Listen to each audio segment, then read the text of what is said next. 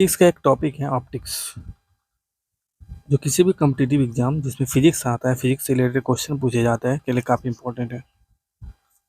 और खासकर अभी जो बीपीएससी के द्वारा जो टीचर भर्ती की जा रही है और फिजिक्स के जो क्वेश्चन पूछे जाएंगे तो इसमें से तो पक्का एक या दो क्वेश्चन होंगे ही होंगे। तो चलिए देखते हैं इसके कंसेप्ट को।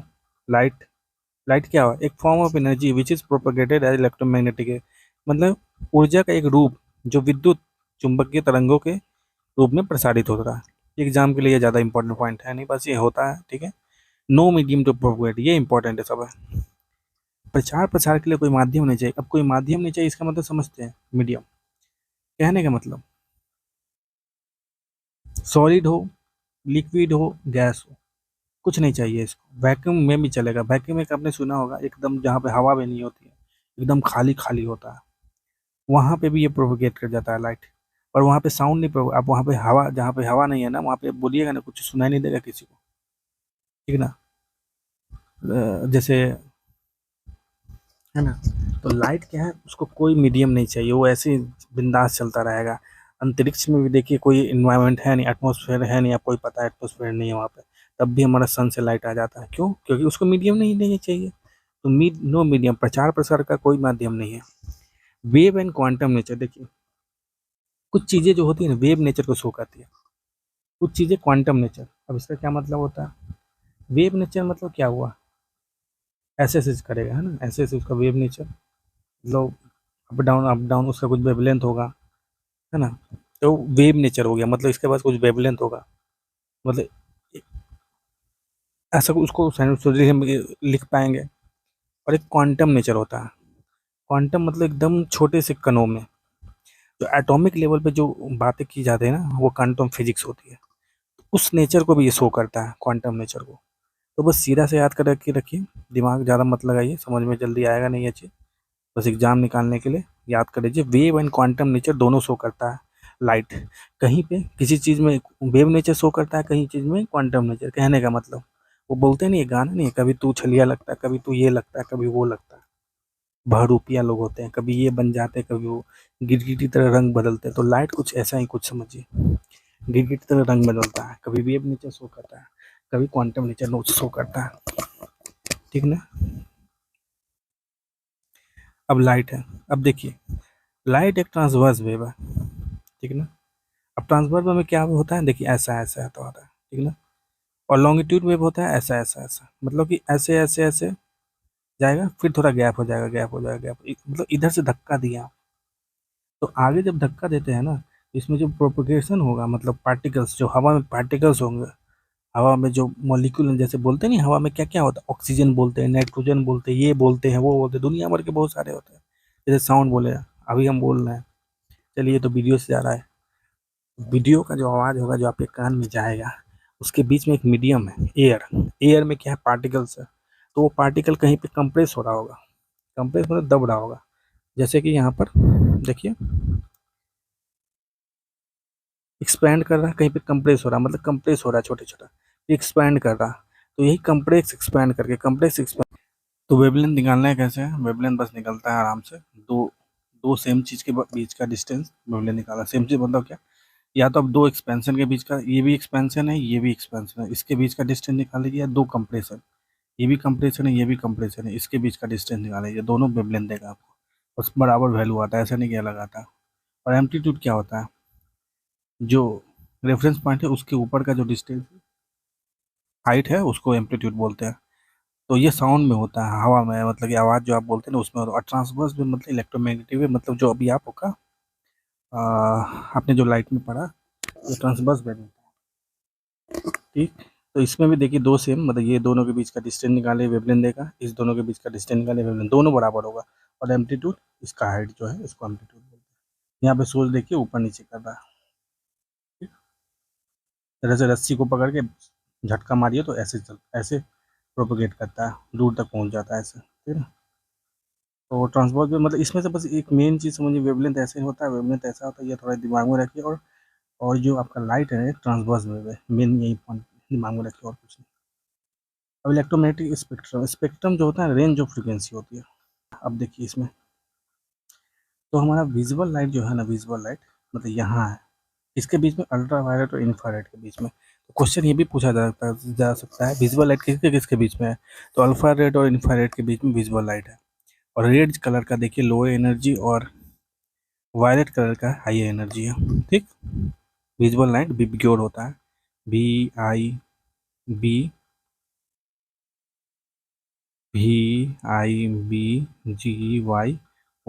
देखिए बी से वायलेट, आई से इंडिगो, बी से ब्लू, फिर जी से ग्रीन, फिर येलो, फिर ऑरेंज, फिर रेड। तो ये होते टोटल 7 कलर। ठीक ना। और रेड के लो एनर्जी तो है, इसका हाई एनर्जी होता है। तो और हाई एनर्जी वेवलेंथ इसका क्या दिख रहा है आपको, ज़्यादा दिख रहा है ना, दो दो के बीच का डिस्टेंस क्या है, डिस्टेंस ज़्यादा है ना, तो मतलब रेड की वेवलेंथ ज़्यादा होती है। ठीक। और इसमें एक और पॉइंट इंपॉर्टेंट है इस स्लाइड में, जो कि एग्जाम से एक्चुअली ये जितने पॉइंट बोला वो सब बना चाहिए। रेड की लो एनर्जी होती है, दिमाग में रखिए, वेवलेंथ ज़्यादा होता है रेड की। और ये सब का एक शॉर्ट ट्रिक, मतलब कंसेप्चुअल ट्रिक है, आगे मैं बताऊंगा दूसरे स्लाइड में। तो यहाँ पे क्या था, विजुअल है, अल्ट्रा वायलेट और इंफ्रारेड में। तो इंफ्रारेड कौन सा लाइट होता है जो आप रात में देखते हैं ना, आप नहीं देखते हो, एक्चुअली कैमरा उमरा होता है इंफ्रारेड कैमरा, वो देख पाता है। हम लोग आँख से नहीं देख सकते इंफ्रारेड को। ठीक ना। हम लोग अल्ट्रा लाइट को भी नहीं, हम लोग बस विजुअल लाइट को, मतलब विजुअल मतलब हमारे आँख से जो दिखे ना वही है लाइट, बस विजुअल, उसके अलावा कोई रे को हम नहीं देख सकते। और इंफ्रारेड जो है ना, ये जो आप रात में देखते हैं ना कैमरा से, जो जिस बॉडी के गर्मी से जो दिखता है वो इंफ्रारेड है, इंफ्रारेड रेड के कारण दिखता है। इसमें यही है। अब इस स्लाइड में देखिए इंपॉर्टेंट क्या है, तो वीडियो मैंने बता दिया वही है। अब भी और आर इधर तक गया, इसका 38 एंगस्ट्रॉम के बराबर लगभग वेवलेंथ होता है, जो हमने पढ़ा है ना वेवलेंथ 38 है, इसका 75 के आसपास एंगस्ट्रॉम के बराबर होता है। तो क्वेश्चन आपसे पूछेगा कि विजिबल लाइट की वेवलेंथ किस रेंज में रहती है, तो आपका बोलिए 38 से लेकर। तो यहाँ ये जो दे रखा है नैनोमीटर में दे रखा है, नैनोमीटर है ना, नैनोमीटर। और नैनोमीटर तो 380 न याद करके एंगस्ट्रम में याद करेंगे। एंगस्ट्रम होता है 10⁻⁹ 10⁻⁹ जो होता है ना वह एक एंगस्ट्रम, 10⁻⁹ मीटर इक्वल टू एक एंगस्ट्रम। ठीक, याद रखिएगा ये। तो यहाँ पे देखिए इम्पोर्टेंट, वो यहाँ पे इम्पोर्टेंट ये है 38 एंगस्ट्रम से लेके 75 एंगस्ट्रम, तो सपोज कीजिए ये होता है विजिबल लाइट का रेंज, वेवलेंथ का रेंज। ठीक। और सबसे कम वेवलेंथ किसका होता है, इसका वेवलेंथ इसका ज़्यादा होता है, रेड का। ठीक है ना, 75 एंगस्ट्रम। यहाँ पे आपने देखा भी होगा, ये देखिए जो बोला था, ये डिस्टेंस देखिए ज़्यादा है तो वेवलेंथ इसका ज़्यादा है। यहाँ पे एंगस्ट्रम 75 एंगस्ट्रम के बराबर लगा हुआ, तो यही इंपॉर्टेंट था इसमें बस। लाइट की जो एनर्जी होती है ना, ई इक्वल टू एच मी होता है, फोटोन एनर्जी। और फोटोन क्या एनर्जी होता है, जो लाइट ना फोटोन से बना हुआ है, जैसे हर चीज़ ना कोई छोटे बहुत छोटे से चीज़ से बना हुआ होता है। पानी किससे बना है, हाइड्रोजन और ऑक्सीजन से बना है ना, H2O से बना हुआ है। तो H2O से भी बोल सकते हैं या हाइड्रोजन और ऑक्सीजन से बोल सकते हैं। ऐसे लाइट ना फोटोन से बना हुआ है, और एक फोटोन की एनर्जी होती है E इक्वल टू एच होता है, ऐसे लिखा जाता है। और म्यू, म्यू है फ्रीक्वेंसी, मतलब या HF ऐसे कर दीजिए, ये होता है एच जो है ना, प्लैंक्स कांस्टेंट होता है यहाँ पे। ठीक है, वो छोड़ दीजिए, HF होता है। और इससे भी ज़्यादा इंपॉर्टेंट इस पॉइंट में ये है कि E directly proportional to frequency, मतलब फोटोन की एनर्जी ना फ्रीक्वेंसी की प्रोपोर्शनल होती है। और और हम एक चीज़ जानते हैं, सी जो वेलोसिटी ऑफ लाइट होता है, c equal to frequency into lambda, frequency into wavelength. ठीक। तो सबकी लाइट की स्पीड लगभग सेम ही है, पकड़िए फोटोन की सबकी लगभग सेम है, तो frequency inversely proportional to lambda आ जाएगा, है ना। तो यहाँ पे आपने क्या किया था, लैम्डा, वायलेट की क्या थी, लैम्डा इधर, और रेड की लैम्डा, रेड की लैम्डा इतनी थी 75 के आसपास, लाल कलर की। तो 75 मतलब ज़्यादा था लैम्डा, उसका वेवलेंथ ज़्यादा था, वेवलेंथ ज़्यादा था, तो फ्रीक्वेंसी कम हो गया, है ना। ये ज़्यादा हुआ, ये ज़्यादा हो गया, ये ज़्यादा हो गया, तो ये कम हो गया, फ्रीक्वेंसी कम हो गया। तो हमने क्या पढ़ा, E directly proportional to frequency था आपका, मतलब एनर्जी। तो फ्रीक्वेंसी कम हो गया, वेवलेंथ क्या था इसका, ज़्यादा था, ये कम हो गया, तो एनर्जी भी उसकी कम हो जाएगी। यही यहाँ पे लिखा हुआ था, आप देख सकते हैं इसमें, लो एनर्जी, रेड की लो एनर्जी, वेवलेंथ ज़्यादा है पर एनर्जी कम है। ठीक है, तो मेन आप याद रखिए ये वाला चीज़, ये कंसेप्ट याद रखिए, E equal to H into frequency. और ये कंसेप्ट याद रखिए कि रेड की वेवलेंथ ज़्यादा होती है 75 एंगस्ट्रम के आसपास, वैल्यू के साथ याद रखिए, और वायलेट की होती है 38 एंगस्ट्रम के आसपास। और इसमें पॉइंट है, speed of light is different in different medium. Medium मतलब सॉलिड में स्पीड अलग स्पीड में जाएगा, लिक्विड में अलग स्पीड में जाएगा, गैस में अलग, और वैक्यूम में अलग स्पीड, मतलब अंतरिक्ष में जो है ना अर्थ के बाहर, उसमें अलग स्पीड में लाइट काम करेगा। तो यही बोल रखा, स्पीड ऑफ लाइट अलग अलग मध्यम में प्रकाश की गति अलग अलग होती है।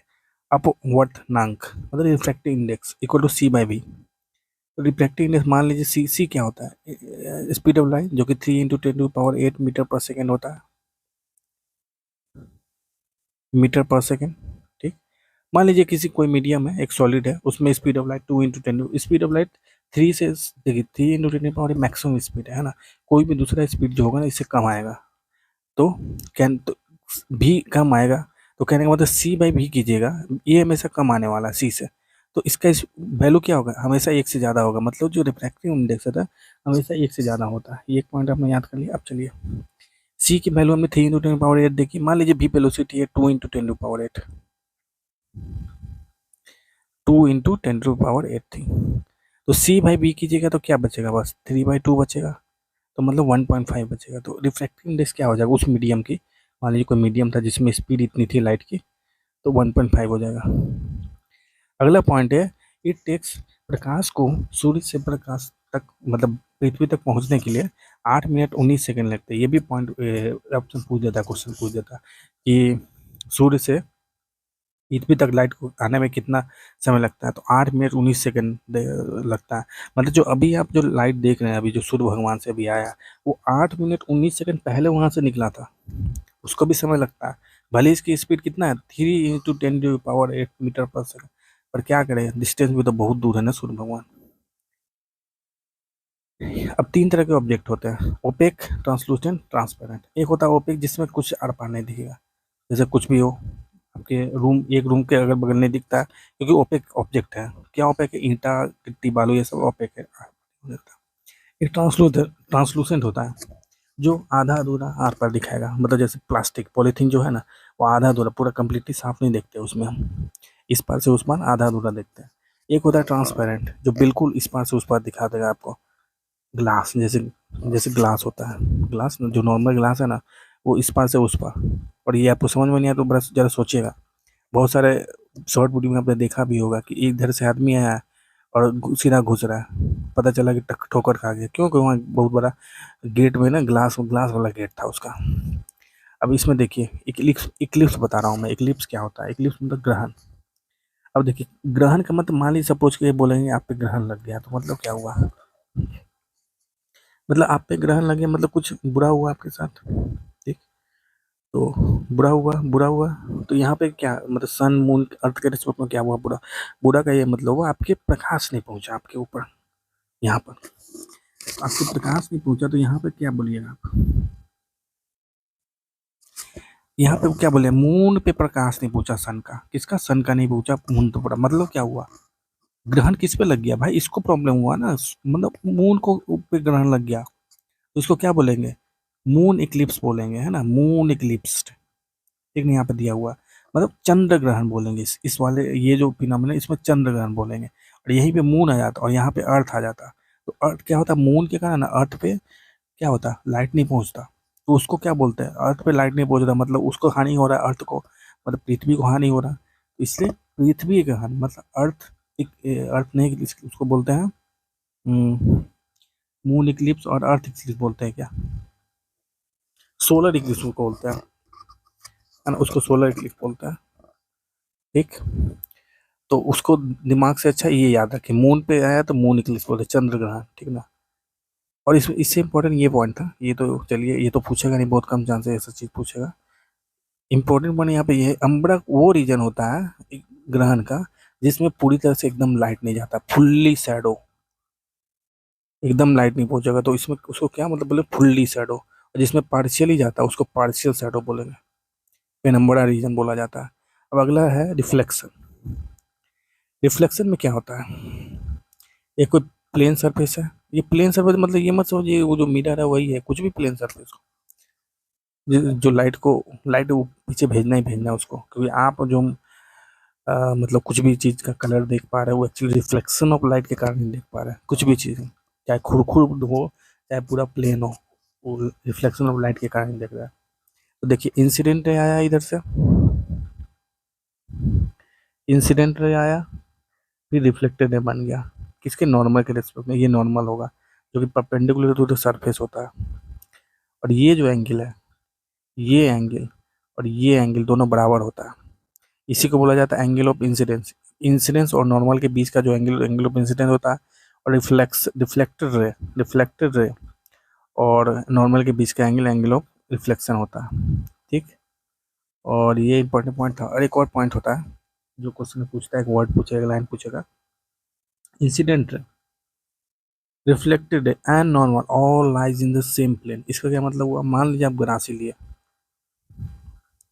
गरासी लिए ऐसे, बड़का गरासी लिए, ऐसे लिए गरासी लिए, फिर काटना शुरू, पकड़े इंसिडेंट को काटे, पकड़े इंसिडेंट को पकड़े, तो इसको अगर पकड़ा गया नहीं लाइट, मान लीजिए, जो कि नॉर्मली उतना पॉसिबल नहीं है, तो नॉर्मल रिफ्लेक्ट सब कटा जाएगा, क्योंकि सब एक ही जगह है। और समझ रहा है भाई? क्योंकि सब एक प्लेन में, इसीलिए सब कटा जाएगा। तो याद रखे, incident ray, normal and reflected ray सब एक प्लेन में लाई करते हैं। ये प्रॉपर्टी होती है, ये क्वेश्चन में आता भी है लाइट से रिलेटेड। और ये पॉइंट ऑफ इंसिडेंट, परिवर्तित किरण मतलब रिफ्लेक्टेड रे, ये इंपॉर्टेंट था। अब प्लेन मिरर आ रहा है। प्लेन मिरर वही है, नॉर्मल सा प्लेन होगा और मिरर होगा, तो मतलब एक साइड उसको शाइनिंग कर दिया गया होगा, एक साइड उसको चमका दिया गया होगा, उसको पेंटिंग कर दिया गया होगा एक साइड में, तो ये प्लेन मिरर बन जाएगा। ठीक। मतलब और ताकि इससे रिफ्लेक्शन ही रिफ्लेक्शन हो। देखिए इसमें क्या प्रॉपर्टी होती है, इसमें ये प्रॉपर्टी, तो ये जो डिस्टेंस है ऑब्जेक्ट का मिरर से डिस्टेंस, ऑब्जेक्ट फिर यहाँ पे उसका इमेज बना, ऑब्जेक्ट का मिरर से डिस्टेंस, ये डिस्टेंस, और ये इमेज का इमेज का मिरर से डिस्टेंस, दोनों बात बराबर होता है, दोनों इक्वल होता है ना। इसमें ये होता है। और जैसा है ऊपर में तो ऐसा ही ऊपर में बनेगा, ऐसा नहीं कि उल्टा हो जाएगा। ऐसे खड़ा है कोई आदमी तो इसका इमेज भी ऐसे ही खड़ा होगा, फर्क एक आ जाता है, उल्टा हो जाता है, लेफ्ट राइट हो जाता है, राइट लेफ्ट हो जाता है। मतलब आप इधर से देखिएगा, इधर इस साइड मिरर में अपना, तो राइट लेफ्ट हो जाता है और लेफ्ट राइट हो जाता है। ऊपर वाला ऊपर ही होता है, मतलब ऊपर नीचे नहीं होता है, ऊपर ऊपर ही रहेगा, नीचे नीचे रहे, ये ही रहेगा, पर लेफ्ट राइट हो जाता है। एक ये हो गया पॉइंट इंपॉर्टेंट प्लेन मिरर में।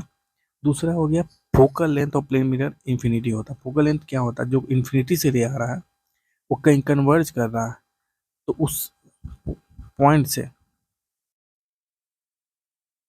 मान लीजिए यहाँ आया, मान लीजिए कन्वर्ज कर गया, तो इस पॉइंट से जो डिस्टेंस होता है ना, जहाँ पे ये कन्वर्ज कर रहा है सभी रे, एक रे नहीं सब रे, कन्वर्ज का मतलब ये सब रे है, इस पॉइंट से इस पॉइंट का जो दूरी है इसको बोला जाता है फोकल लेंथ। इसको अच्छे से देखेंगे दूसरे डायग्राम, चिंता मत कीजिए। प्लेन मिरर तो यही है,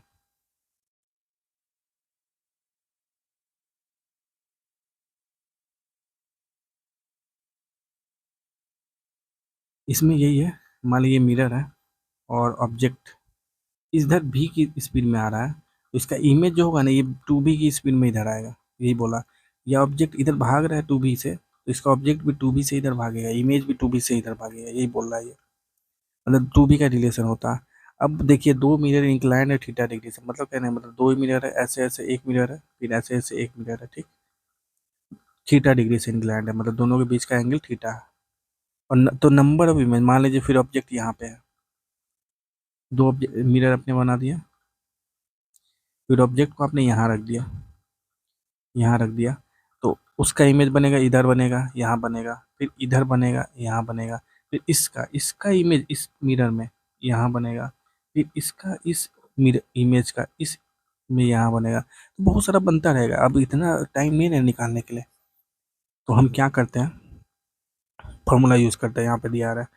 उससे पहले एक और कंसेप्ट देखते हैं सिमेट्रिकली का और नॉट सिमेट्रिकली। ऑब्जेक्ट सिमेट्रिकली है कि नहीं है, मतलब अपने मिरर बनाया है, दो दो मिरर है, ये एक मिरर नहीं है, थीटा डिग्री से इंक्लाइंड है, और कोई ऑब्जेक्ट यहाँ पे रख दिया जो कि इससे डिस्टेंस और इससे डिस्टेंस सेम है, तो वो सिमेट्रिकली है।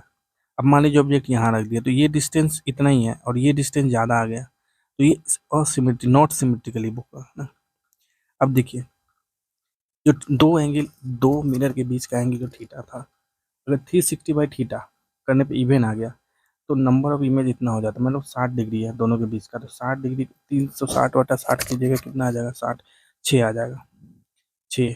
तो 6 क्या है कि इवन नंबर है, तो एन कितना, नंबर ऑफ इमेज कितना बनेगा आपका, 5 बनेगा, 6 - 1 5 बनेगा, ठीक। मान लीजिए आपका 360/थीटा करने पे और हो जा रहा है, मान लीजिए थीटा जो दो मिरर के बीच का एंगल 120 डिग्री है, तो 360/120 करने पे आएगा 3, जो कि ऑड नंबर है। तो 360/थीटा, तो एन कितना हो जाएगा, 2 हो जाएगा। अगर सिमेट्रिकल ऑब्जेक्ट है, सिमेट्रिकल मैंने बता दिया था, तो 2 हो जाएगा। और एसिमेट्रिकली है तो बता ही दिया था कि एसिमेट्रिकल मतलब क्या होता है, तो 360/थीटा मतलब 3 इमेज बनेगा। अगर सिमेट्रिकली पोजीशन है तो 2 ही इमेज बनेगा। अब फ्रैक्शन में आ गया, मान लीजिए मतलब 5/2 आ गया, ये ऐसा एंगल दिया कि 360/थीटा करने के बाद 5/2 आ गया, तो एन इंटीजर पार्ट के बराबर, मतलब यहाँ पे कितना, 2.5 आ जाएगा, 2.5 हुआ, तो एन कितना, नंबर ऑफ इमेज कितना बनेगा, 2 बनेगा। मान लीजिए 11.9 आ जाता, तो नंबर ऑफ इमेज कितना बनता है, 11 बनता। तो यही था। अब कर्व मिरर पे आ जाता है। दो तरह के कर्व मिरर होते हैं, कनकेव और कन्वेक्स। कनकेव मिरर क्या होता है, ऐसा होता है और इस साइड में पॉलिश किया रहता है इसमें, ठीक है? और इसमें क्या होता है, कन्वर्जिंग मिरर बोला जाता है। क्यों? क्योंकि इसमें जो है ना, इन्फाइनाइट से जो रे आ रहा है, बहुत सारा इन्फाइनाइट से जो रे आ रहा है, एक पॉइंट पे जाके कन्वर्ज करेगा, इससे टकराया, आया, इससे टकराया और कन्वर्ज किया, आया, इसे टकराया, एक जगह सबको, सब सारा रे एक जगह कट करेगा एक पॉइंट पे, इस वाले मेन पॉइंट लाइन पे, तो उसको बोला कन्वर्ज कर रहा है, इसीलिए ये इसको बोला जाता है कन्वर्जिंग लेन, कन्वर्जिंग मिरर। और कन्वेक्स मिरर होता है, ऐसा होता है, इसमें अंदर में इधर में पेंटिंग कर देते हैं, और जो रे आ रहा है वो ऐसे भाग रहा है, जो रे आ रहा है ऐसे भाग रहा है, तो एक डाइवर्ज कर रहा है, तो इसीलिए इसको डाइवर्जिंग मिरर बोलते हैं कन्वेक्स को। तो बनता ये ऐसे है, देख सकते हैं, कनकेव मिरर था ना, ये था, और ऐसे पेंटिंग कर दिए। और जिस हॉलो मतलब ये स्फीयर का ये पार्ट होता है, ये मिरर, उसका जो सेंटर होता है, स्फीयर का सेंटर होगा ना, तो तो उसको सेंटर ऑफ कर्वेचर बोला जाता है, ठीक, सेंटर ऑफ कर्वेचर। और रेडियस ऑफ कर्वेचर, पोल, ये पोल से जो दूरी होती है ना, पोल से जो दूरी होती है, वो रेडियस ऑफ कर्वेचर कराता है। और पोल और सेंटर ऑफ कर्वेचर और यहाँ पे फोकस हो, सभी को जो ज्वाइन करता है जो लाइन, उसको प्रिंसिपल एक्सिस बोला जाता है। और ऐसे ही इसमें भी होता है, कनकेव कन्वेक्स में इधर पेंटिंग कर दिया, और बस ऐसे। नेक्स्ट पॉइंट में देख लीजिए, फोकस आपने यहाँ पे इसमें कर दिया, ये देखिए। अब हमने क्या पढ़ा था, अगर कोई लाइन पैरेलल आ रहा है, पैरेलल आ रहा है, तो वो एक पॉइंट से पास कर जाएगा ऐसे, पॉइंट से पास करेगा ऐसे, उसको फोकस बोला जाता है, ठीक। और ये जो फोकस होता है ना, इससे इसकी दूरी और इससे इसकी दूरी बराबर होती है ना, ये प्रॉपर्टी होता है, ये दोनों दूरी बराबर होती है, ठीक। और इसमें एक पॉइंट और है, अभी हमने पढ़ा जो ऐसे आया पैरेलल, वो फोकस से पास किया, इसका उल्टा होता है, जो फोकस से पास करता है ना, इससे टकराने के बाद ये पैरेलल हो जाता है, मतलब यहाँ पे दिया हुआ है, ये आया इसे इसे आया, टकराया, यहाँ पे पैरेलल हो गया, ये गया ऐसे ऐसे टकराया, इससे पैरेलल हो जाएगा, पैरेलल मतलब इसके पैरेलल। तो ये होता है कनकेव मिरर में एक प्रॉपर्टी। और कन्वेक्स मिरर का प्रॉपर्टी ऐसा है, आया फोकस की तरफ, आ रहा है फोकस की तरफ, पर ये मतलब पीछे एक्चुअल में नहीं जाएगा, इसीलिए डॉटेड लाइन है इसमें दिया हुआ, डॉटेड लाइन दिया हुआ है, डॉटेड लाइन दिया हुआ, क्योंकि एक्चुअल में नहीं जा रहा है। तो फोकस की तरफ आया, फिर इस टकराया, फिर पैरेलल हो गया, इसके इसके पैरेलल हो गया, तो ये यही प्रॉपर्टी है दोनों में। अब देखिए इसमें देखते हैं, पहला क्या है, ऑब्जेक्ट आपका इन्फिनिटी पे है, तो इन्फिनिटी रे पैरेलल आया, पैरेलल टकराया, पास कर गया एक पॉइंट से, पैरेलल आया, टकराया, पास कर गया एक पॉइंट से, सब एक ही पॉइंट से पास करेंगे। ये बहुत ही यूजफुल प्रॉपर्टी होती है मीटर में, एकदम दिमाग में बैठ लीजिए, रट लीजिए, याद कर लीजिए, जो करना है कर लीजिए, तो और जो पॉइंट पे टकरा के एक सभी कन्वर्ज करते हैं, उसको फोकल पॉइंट बोला जाता है, फोकस बोला जाता है। इसमें देखिए क्या है, रियल है, इमेज क्या है, रियल रियल, क्योंकि इसी साइड में बनना है, सेम साइड ऑफ मिरर बनना है, इसलिए रियल। इन्वर्टेड है, यहाँ पे इन्वर्टेड जो आपको पता नहीं चल रहा है, तो यहाँ पे तो एक्चुअली इन्वर्टेड जैसा वर्ड यूज नहीं, इसको बोलेंगे हाईली डिमिनिश्ड, या ये बोलेंगे पॉइंट साइज इमेज बोलेंगे, क्योंकि एक्चुअली पॉइंट ही साइज इमेज बनेगा। तो इन्वर्टेड इन्वर्टेड ये बस दूसरे ये सब प्रॉपर्टी का यूज के कारण इन्वर्टेड बोल दिया अलग से, अदरवाइज इसको पॉइंट साइज बोलेंगे। अब ये प्रॉपर्टी है। अब क्या, अभी तो इमेज क्या था, ऑब्जेक्ट आपका जो था बहुत दूर था, अब क्या किया, सेंटर ऑफ कर्वेचर से जस्ट बगल में लाया थोड़ा सा और ऐसे रख दिया। तो एक रे इधर से निकला, पैरेलल है, तो कहाँ से पास करता है, फोकस से पास किया, ये फोकस है आपका। और एक रे सेंटर ऑफ कर्वेचर से जाएगा, टकराएगा इधर, फिर वो वापस उसी डायरेक्शन में आ जाएगा। और ये दोनों रे जो अभी गया, ये ऐसे और ये ऐसे, ये दोनों यहाँ टकराया। ठीक, देखिए इसमें दिया हुआ है, यहाँ टकराया। और ये टकराया जो है ना यहाँ पे, ये टकराया है उल्टा होके, उल्टाई से। ठीक, यहाँ पे ऐसे था और यहाँ पे उल्टा हो गया, तो इसीलिए बोला जा रहा है। और उल्टा कैसे डिसाइड कर लिए, क्योंकि इधर का रे ना यहाँ पे टकरा के, मतलब दोनों रे जो निकला है यहाँ से, हमने जो निकाला है ऐसे और ऐसे निकाला है, ये दोनों यहाँ पे टकरा रहा है, यहाँ पे मिल रहा है, इसीलिए ये पॉइंट का इधर में बनेगा। ठीक ना, इमेज रियल बन रहा है क्योंकि सेम साइड ऑफ मिरर है, सेमी साइड ऑफ मिरर है, इसलिए रियल बन रहा है। इन्वर्टेड क्योंकि उल्टा बन रहा है ना उन, और डिमिनिश्ड है जो डिमिनिश्ड ही बनेगा, ये इधर इतना बड़ा था, इधर छोटा सा बन रहा है। और between C and F, C on curvature और सी और एफ के बीच में बन रहा है। ठीक, फिर इस पॉइंट को देखिए, इसमें क्या सेंटर ऑफ कर्वेचर पे ही रख दिया गया है ऑब्जेक्ट को ऐसे। तो इसमें क्या हुआ, एक रे गया पैरेलल, क्या करेगा, फोकस से पास हो जाएगा। फिर एक क्या करेगा, फोकस से गया तो क्या हो जाएगा, पैरेलल हो जाएगा रे। ये दोनों कहाँ मीट कर रहा है, यहाँ पे, इसका पॉइंट यहाँ पे बन जाएगा, तो मतलब ऐसे बन जाएगा, यहीं पे बन जाएगा, यहीं पे फोकस पे ही मीट करेगा।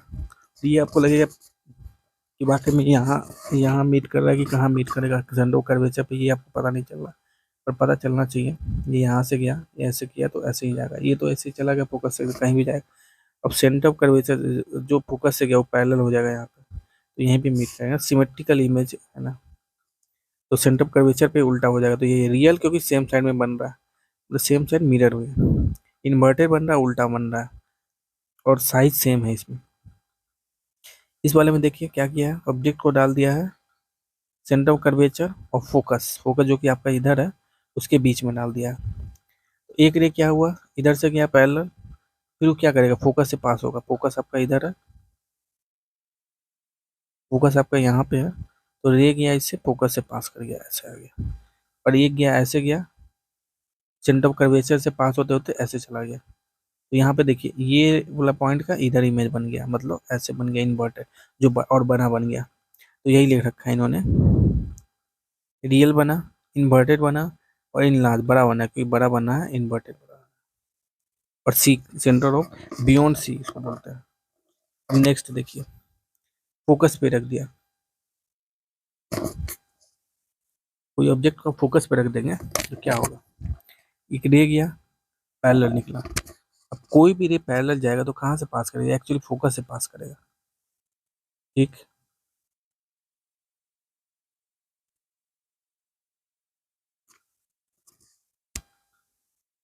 और एक सेंटर ऑफ कर्वेचर से गया, और ये सेंटर ऑफ कर्वेचर ऐसे किया, ऐसे वापस आ गया, इसी में वापस आ जाएगा, और ये चला गया, ये कहीं भी मीट नहीं करेगा ना, फोकस और सेंटर ऑफ कर्वेचर वाला मीट नहीं करेगा कहीं पे।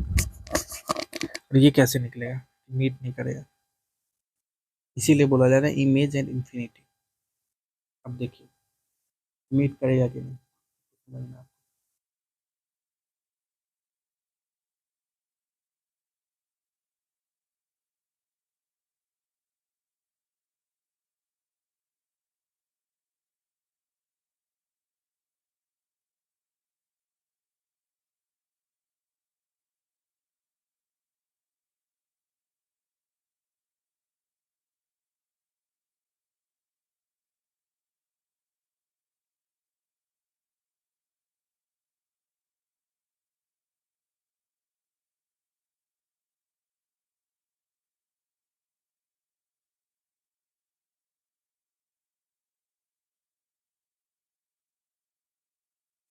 तो इस वाले केस में जब फोकस पे ही ऑब्जेक्ट है, तो ये पैरेलल गया और ये फोकस से होते होते तो ऐसे पास कर गया और एक सेंटर ऑफ कर्वेचर पे ऐसे गया और ऐसे ऐसे ऐसे करते करते पैरेलल हो गया। तो ये बहुत बड़ा इमेज बनेगा। पर कभी इनफैक्ट ये कभी मीटिंग ये पैरेलल जाते रहेगा तो उसको क्या बोल देते हैं, हाईली इनाज बोल देते हैं। इन्वर्टेड बोल देते हैं कि सही बात है, ऐसा ऑब्जेक्ट है पर इधर बनेगा जाके ऐसे बनेगा, कहीं पे मिलेगा। और रियल क्योंकि सेंस है तो मिरर है, इसलिए रियल इमेज बोलेंगे। अब इसमें देखिए इसमें क्या हो रहा है। ये है फोकस और इधर में पोल के बीच में रख दिया, ऐसे रख दिया कहीं पे। तो एक रे लिए, इसको क्या किया हम, फोकस से पास करा दिया। ठीक, ऐसा बना है, मान लीजिए कुछ टकरा के आया, फोकस से पास हो गया। कोई ऐसा रे लिए जो फोकस से पास हो गया, कोई ऐसा रे लिए जो इधर टकराया और सेंटर ऑफ कर्वेचर से पास हो गया। तो एक्चुअल में जाके पीछे मिलेगा, है ना। ये इस साइड मिलेगा नहीं क्योंकि ये दोनों ऐसे भाग रहा है, एक ऐसे भाग रहा है एक ऐसे भाग रहा है, मिलेगा नहीं। इसको हम क्या करेंगे, पीछे करेंगे और मिला देंगे। तो मतलब इमेज बनाने के लिए हमको क्या पड़ेगा, दो रे को मिलाना पड़ता है ना। दो रे को मिल जाएगा तो वहाँ पे इमेज बनना शुरू हो जाएगा। तो ऐसा बन रहा है ये इमेज। तो कहने वाला ऐसा इमेज बना, इसको ले गए पीछे, पीछे ऐसे करके मिला दिए इधर, तो ये बन गया इमेज आपका। और ये देखिए इधर ऊपर वाला ही पॉइंट इधर में जाके मिला है, ठीक ना। तो मतलब ऊपर वाला ऊपर रहेगा तो ऐसे, इसीलिए बोलेंगे इसको virtual erect in last image behind the mirror. ठीक, बड़ा इमेज बनेगा, इसमें बड़ा इमेज बनता है और मिरर के पीछे, इसीलिए इसको वर्चुअल बोलते हैं। तो देखिए, एक तो ये कनकेव हो गया, फिर कन्वेक्स करते हैं, उसके बाद प्रॉपर्टी पे ध्यान देंगे। Shortcut, shortcut with clarity. अब इसमें देखिए, इसमें दो ही तरह के केस होते हैं, या तो ऑब्जेक्ट को एकदम इन्फिनिटी में रखिए, या इन्फिनिटी और पोल के बीच में रखिए। इन्फिनिटी और पोल के बीच में कहीं पे यहाँ पे खड़ा कर दीजिए। इसमें क्या किया, अगर इन्फिनिटी पे है, आया रे, इन्फिनिटी से आया रे, इस पे टकराया, फिर ऐसे हो गया। ऐसे हो गया तो इसको पीछे ले जाएंगे तो फोकस पे, मतलब फोकस के रिस्पेक्ट में ये ऐसे मुड़ जाएगा। तो एक तरह से सब जितना रे है ऐसे पैरेलल आया, ऐसे फोकस में मिला, तो इसमें यही बोलेंगे इन्फिनिटी। अगर ऑब्जेक्ट था तो ऑब्जेक्ट बिहाइंड द मिरर यहीं पे फोकस पे बन जाएगा, छोटा साइज में, एकदम बिंदु साइज में। और वर्चुअल क्योंकि इधर मेरे को मिलाना पड़ रहा है पीछे में, इसलिए वर्चुअल और पॉइंट साइज हो रहा है, सही बात। और इरेक्ट बोल दे रहे हैं, बस बोल दे रहे हैं, इरेक्ट ही बनता है इसमें, इसीलिए इरेक्ट बोल दे रहे हैं। और दूसरा केस है ऑब्जेक्ट के कुछ डिस्टेंस पे रखा है, नज़दीक में थोड़ा रखा है, तो एक रे गया ऐसे कर गया डाइवर्ट, तो ये कहाँ पे मिलेगा, पीछे करने पे फोकस पे मिलता है।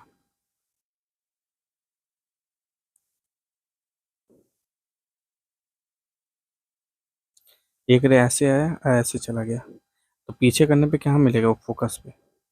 एक रे ऐसे करके, किसके रिस्पेक्ट में बात करें, सेंटर ऑफ कर्वेचर के रिस्पेक्ट में, ठीक ना। तो इधर से ये आया, इधर से ये आया, ये दोनों मीट कहाँ के, यहाँ से मीट करा। और ये दोनों कौन सा रे को हम चूज किए, इसके टिप को, इसके ऊपर वाले को। तो कहने में ये यहीं पे बना और ये छोटा बन गया, यहीं पे इमेज बन गया, ये छोटा बन जाएगा इसमें। ठीक, तो कहने का मतलब ऑब्जेक्ट इन्फिनिटी या पोल के बीच में है, तो बिहाइंड द मिरर तो बनेगा, तो इसीलिए वर्चुअल हो जाएगा। मिरर के अपोजिट साइड में बनेगा ना हमेशा, अंदर में कहीं भी कोई भी मिरर हो, उसको वर्चुअल ही बोलते हैं। पेन में बिहाइंड द मिरर लिखना वर्चुअल लिखना बात बराबर होता है, ठीक ना। और स्मॉलर यहाँ पे बन रहा है, देख रहे हैं, और सीधा बन रहा है, ये भी देख रहे हैं, सीधा ही बन रहा है, देख रहे हैं। तो ये था आपका मिरर। और थोड़ा कनकेव मिरर और कन्वेक्स मिरर के बारे में जानना। अभी कनकेव मिरर सेविंग ग्लास से कंसंट्रेट यूज कहाँ करते हैं, तो सेविंग ग्लास जो होता है ना, वो कनकेव मिरर होता है। जो भी आप देखते हैं फोटो वोटो अपना, saving glass basically not photo, saving glass concave mirror होता है। Convex mirror rear view mirror, मतलब जो गाड़ी में जो मिरर लगा रहता है ना, वो कन्वेक्स मिरर होता है। कन्वेक्स मिरर गाड़ी बेसिकली बिल्ली गाड़ी स्कूटी उसकी वो सब में, या कोई भी बड़ा गाड़ी में, वो कन्वेक्स मिरर होता है। मिरर कन्वेक्स मिरर पीछे देखने के लिए। और क्योंकि उसका वर्चुअल उसको ऐना के अंदर में ही बनेगा वो इमेज ना, सेम ही साइड में बनेगा। मतलब वर्चुअल बनेगा तो आपको दिखेगा, मान लीजिए सेम साइड में बनता तो हो सकता है उसका उस गाड़ी का इमेज, अगर आप कनकेव यूज करते हैं तो उसका गाड़ी का इमेज जो बनता है ना, आप ही के साइड में बन जाता, तो पीछे बन सकता था, छोटा बन सकता था, बड़ा बन सकता था। इसीलिए उस पर फोकस नहीं करेंगे, इसीलिए हम कनकेव नहीं यूज करते, कन्वेक्स यूज करते हैं। क्योंकि हमको सामने में उसको देखना है उसका इमेज, तो वर्चुअल देखना है, वर्चुअल के लिए कन्वेक्स ऑलवेज, तो हर एक पोजीशन ऑफ ऑब्जेक्ट के लिए हमेशा कन्वेक्स दिखाएगा, वर्चुअली सेम साइड मतलब सामने में दिखाएगा, और कनकेव एक केस में वर्चुअल दिखाता है। तो इसमें क्या था, कनकेव मिरर सेविंग ग्लास जो सेविंग भी करते हैं उसमें होता है, कंसंट्रेटिंग जैसे कि आपका सोलर, इसमें क्या कन्वेक्टिव मिरर में क्या था प्रॉपर्टी, कंसंट्रेटिंग करने के लिए, कंसंट्रेट करने के लिए लाइट उसको यूज करते हैं, क्योंकि इसमें क्या था, रियल था, लेट आया सब एक पॉइंट पे कन्वर्ज किया, कहने मतलब बहुत ज़्यादा जो सन का रे आ रहा है इसे एक पॉइंट पे कन्वर्ज करके हम कुछ करना चाहते हैं, उसको गर्म करना चाहते हैं, मान लीजिए कोई चीज़ गर्म करना चाहते हैं तो हम कनकेव मिरर का यूज करेंगे, ठीक ना। तो कंसिडर जैसे सोलर हीटर होता है उसमें क्या होता है, जो रे आया उसको एकदम एक छोटा जगह, जैसे आपका डिश एंटीना भी होता है, डिश एंटीना जो लगा रहता है ना एयरटेल उस सब का, वो भी एक तरह से कनकेव मिरर ही है, क्योंकि जितना वेव आया उसके एक बीच में एक पॉइंट है जहाँ पे फोकस पॉइंट पे रखा हुआ है वो, वहीं पे सब वेव जो दूर दूर से आया, जो तरंगे दूर से आए, टीवी का तरंग जिसका था, उस इंस्ट्रूमेंट का कैप्चर किया जो कि फोकस पे है, ठीक ना। अब चलिए जान लेते हैं शॉर्ट में काम का क्या है। कनकेव मिरर कन्वर्जिंग मिरर, सी से मतलब कनकेव कन्वर्जिंग याद कीजिए बस, ज़्यादा याद, कन्वेक्स वाला याद कर मत कन्फ्यूज होगा, कनकेव कन्वर्जिंग, कनकेव कन्वर्जिंग, ठीक कन्वर्ज कर रहा है इसीलिए उसको सोलर में, क्योंकि हीट करेंगे, कन्वर्ज होगा एक से कंसंट्रेट होगा चीज़ें, तो आग लगाना है तो सोलर कुकर, सोलर ये सोलर वो, ठीक। फिर सेविंग ग्लास में कनकेव मिरर, फिर क्या होता है, इनफाइनाइट से जो रे आता है वो फोकस पे मीट करता है, ये पॉइंट इंपॉर्टेंट है, ये पूछ सकता है, इनफाइनाइट से जो रे आता है फोकस पे मीट करता है। और एक चीज इन सिंपल देखते रहिए, जैसे जैसे ऑब्जेक्ट मिरर के बगल में आता रहेगा ना,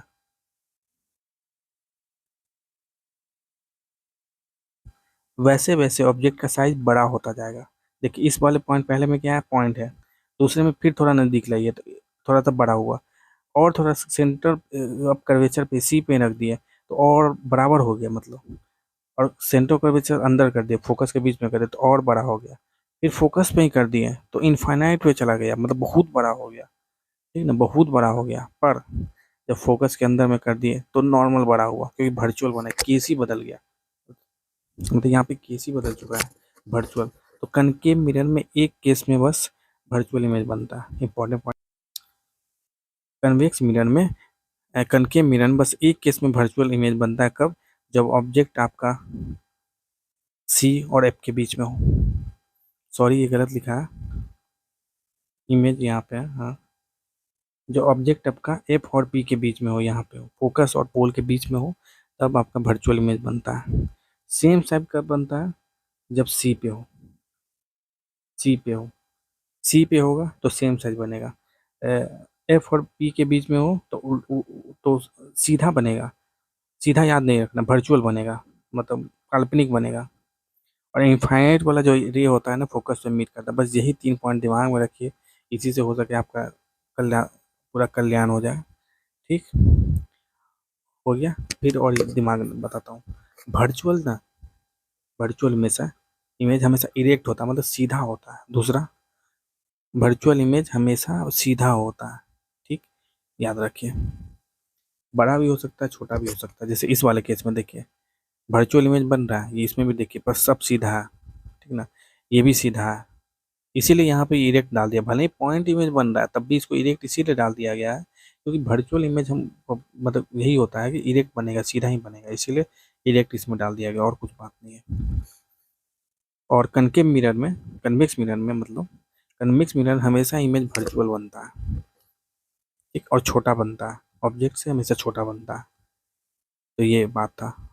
कन्वेक्स मिरर में ऑब्जेक्ट से हमेशा छोटा बनेगा, वर्चुअल बनेगा, कहने मतलब क्वेश्चन पूछा कौन सा मिरर हमेशा वर्चुअल बनाता है, तो कन्वेक्स मिरर बनाता है वर्चुअल हमेशा। कौन सा मिरर हमेशा मतलब किस समय ऑब्जेक्ट का कौन सा पोजीशन के लिए कनकेव मिरर वर्चुअल इमेज बनाता है, तो फोकस और पोल के बीच में, इनफाइनाइट से जो रे आ रहा है वो कहाँ मीट करेगा, फोकस में मीट करेगा, ऑब्जेक्ट का इक्वल साइज वाला कौन सा होता है, जब सी पे ऑब्जेक्ट रख दिया, कर्वेचर पे ही ऑब्जेक्ट को रख दिया तो इक्वल साइज हुआ। तो यही था आपका मिरर तक टॉपिक। उसके अलावा भी कुछ टॉपिक है लाइट में, उसको हम दूसरे वीडियो में देखेंगे। अगर ये आपको अच्छे से समझ में आ गया तो वीडियो को शेयर कीजिए, सब्सक्राइब कीजिए और बने रहें। ऐसे ही और भी कंसेप्ट को बताया जाएगा इस वीडियो पे, जो एग्ज़ाम के लिए काफ़ी इम्पोर्टेंट है। धन्यवाद।